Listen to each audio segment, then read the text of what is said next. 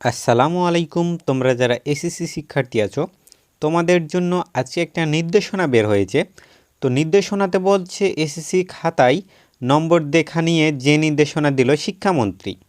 তো নিচে কি বলছে তোমাদেরকে অবশ্যই পুরাটা পড়ে শোনাচ্ছি। তোমরা অবশ্যই লাস্ট পর্যন্ত দেখবা। আর তোমরা যারা আমার চ্যানেলে নতুন আছো তারা অবশ্যই চ্যানেলটাকে সাবস্ক্রাইব করে দিবা। তোমরা যদি এখানে উপরে লক্ষ্য করো, এটা সময় টিভি নিউজ করেছে যে এসএসসি খাতার নম্বর দেয়া নিয়ে যে নির্দেশনা দিল শিক্ষামন্ত্রী।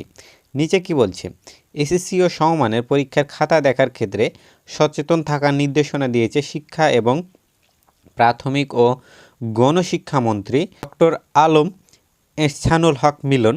শুক্রবার 10 এপ্রিল মাধ্যমিক ও উচ্চ মাধ্যমিক শিক্ষা বোর্ড চট্টগ্রাম এবং অঞ্চলের মাদ্রাসা ও কারিগরি শিক্ষা বোর্ডসমূহ এসএসসি ও সমান পরীক্ষা 2026 এর কেন্দ্র সচিবদের সঙ্গে জুম মিটিংয়ের মাধ্যমে নকল প্রতিরোধ ও সুষ্ঠুভাবে পরীক্ষা আয়োজন বিষয়ে প্রয়োজনীয় নির্দেশনা প্রদান করতে গিয়ে এসব কথা বলেন তিনি। শিক্ষামন্ত্রী বলেন, খাতা যাই লেখা থাকুক সঠিক উত্তর যাচাই করেই নম্বর দিতে হবে, কোনোভাবে অতিরিক্ত বা কম নম্বর দেওয়া যাবে না।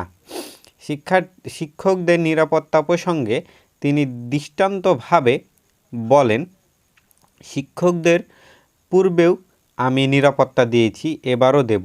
আপনারা নির্ভয়ে দায়িত্ব পালন করবেন। সভায় শিক্ষামন্ত্রী কেন্দ্র সচিবের উদ্দেশ্যে বলেন, পরীক্ষাকে ঘিরে কোনো ধরনের কৌতূহল আতঙ্ক সৃষ্টি করা যাবে না।